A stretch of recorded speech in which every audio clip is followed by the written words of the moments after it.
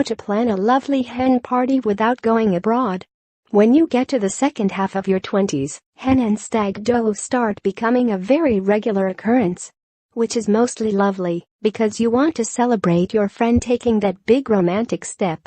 And also it's a great excuse to get drunk. The only problem is, hen and stag parties have started to get really extra. We're no longer expected to just throw on some tacky sashes and hit the town for the night. It has to be an extravaganza. There needs to be at least 2 nights, and 9 times out of 10 it needs to be abroad. It might sound like I'm being a massive Scrooge, but let's face it, who has the money for that? Depending on the tastes of the bride-to-be or groom-to-be, you can easily end up spending £500, £1,000 on a weekend.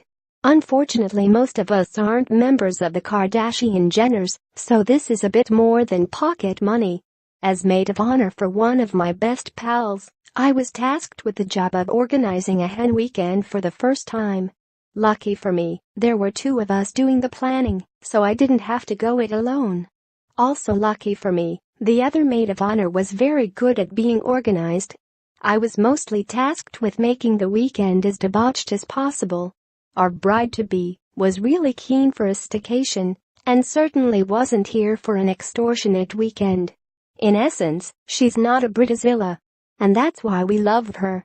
We settled on a cute little converted chapel in Bath as our base for the weekend.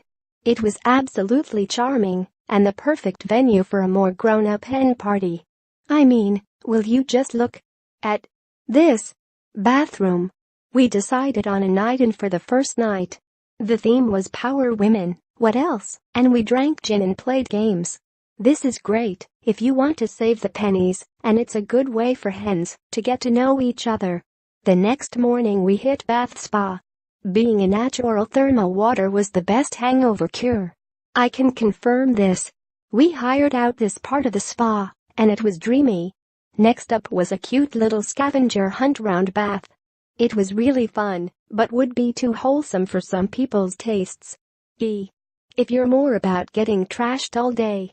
Great for lining the stomach for the night ahead though. We nicked back to the glorious little chapel to get glammed up and headed out to Opium in Bath.